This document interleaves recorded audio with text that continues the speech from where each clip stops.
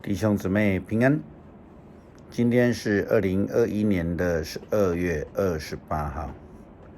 今天的经文是诗篇148篇，以赛亚书第54章1到13节，启示录21章第1到第7节。今天要跟大家分享的主题是新天新地。日子一天一天的过，也渐渐的进入到年终了。基督徒在这个时期所需要的是，对过去的一年的日子呢，做一个回顾，并且对所有的领受这些恩典来献上感谢。前天晚上在教会年终祈祷会的分享当中，所提到的是摩西祈祷，诗篇第90篇第12节的经文，这样说道：求你指教我们怎样数算自己的日子，好叫我们得着智慧的心。我们恳求上帝教导我们如何数算自己的日子，并不是要我们一直看着过去，被过去的日子给绑住，而是要根据过去的经验，在这个当中取得上帝的智慧，好让我们以上帝的智慧来面对未来的日子。我们到底期待的是什么？我们需要有上帝的智慧呢？或者是说，我们应该说，我们需要有上帝的智慧来帮助我们面对未来的日子所可能面对的困境。那面对未来的困境，如同已经2年的这个武汉肺炎，或是平常的我们的工作压力、经济的困难，还有一切未知的可能处境，那我们所期待的是应该像是一个如同上帝借着基督所赐下的应许，这种新天新地。2021年的最后一个主日12月26日，牧师以这个哈拿的记载从他的生育啦他奉献撒母耳给上帝这个事情来跟兄姐分享。我们从哈拿的处境当中，我们看到了一个人的镜头，还有预表上帝对耶路撒冷的预言。我们从以赛亚书第54章的经文这样看到：耶路撒冷啊，你好比不能生育的女子，但现在你能唱歌，大声欢呼。那被冷落的女子会有许多的子孙，比始终有丈夫陪伴的女子生养更多。我上主这样宣布了。耶路撒冷的困境和那个哈拿，他需要哭求上帝，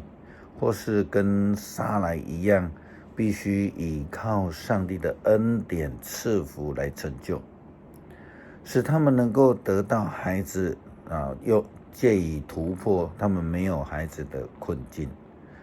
在人的眼中不可能的当中呢，突破了困境，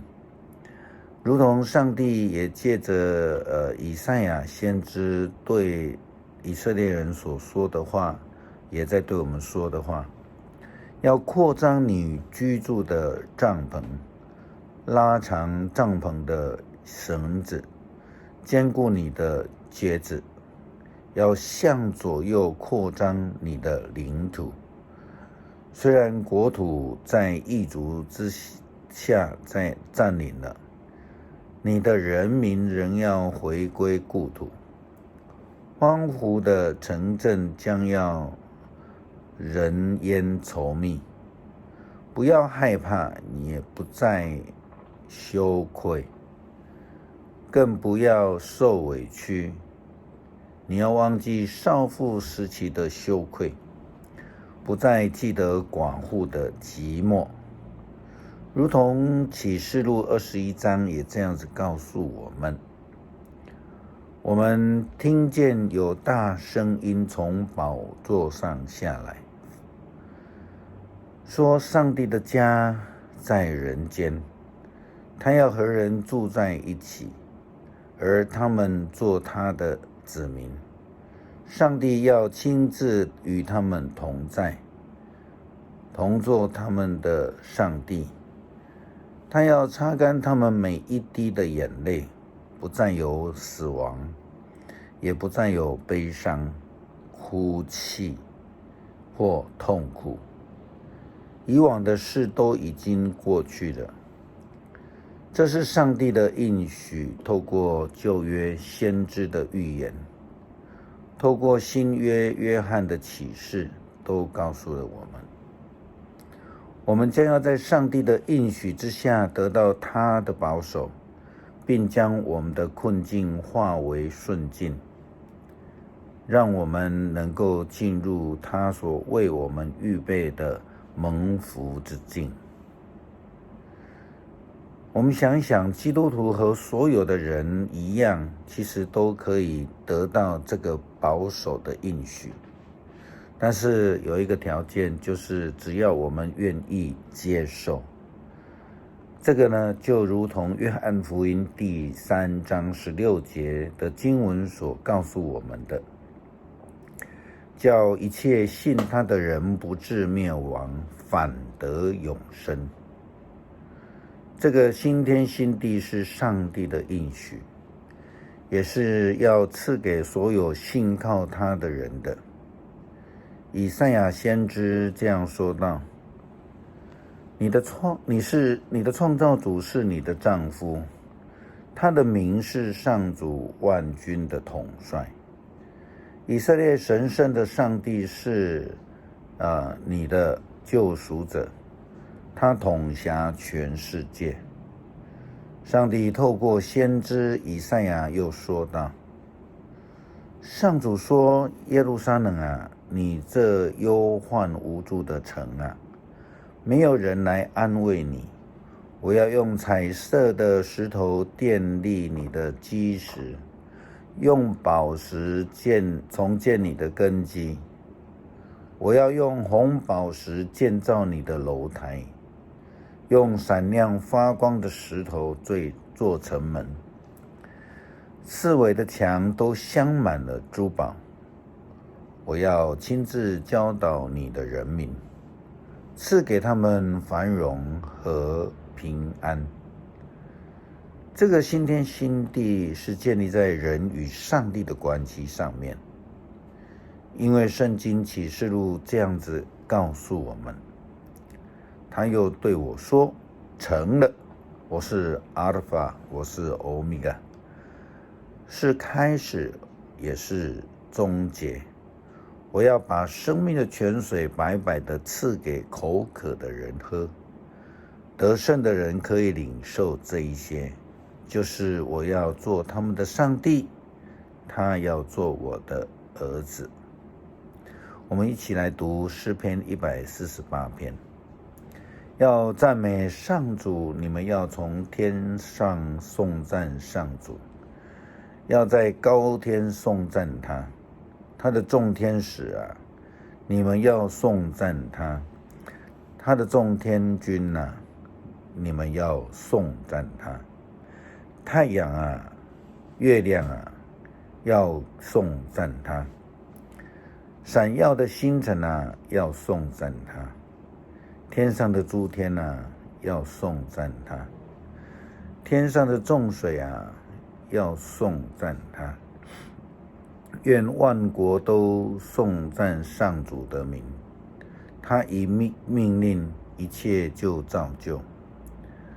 各有固定的位置，永不改变。他的命令谁都不能违背。海怪啊，深渊啊，闪电、冰雹、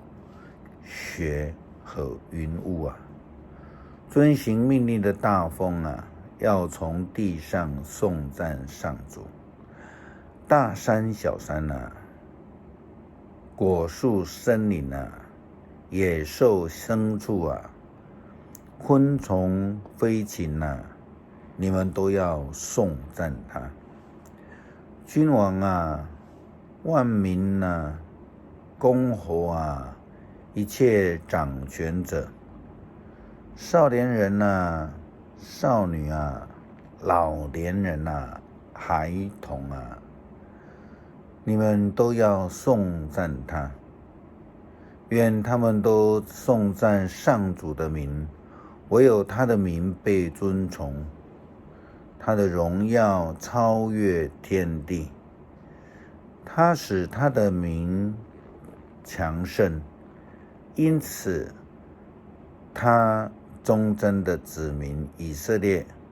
所有他亲爱的子民都颂赞他，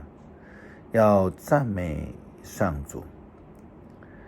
感谢天父上帝的恩典，不但应许我们可以得到保守，如同启示录的经文也告诉我们，上帝是信实可靠的。我们领受救恩的人，也当以诚实来相待，来敬拜上帝，这样的人才能得以进入上帝的新天新地。求主帮助我们，祷告是奉主耶稣基督的名求，阿们。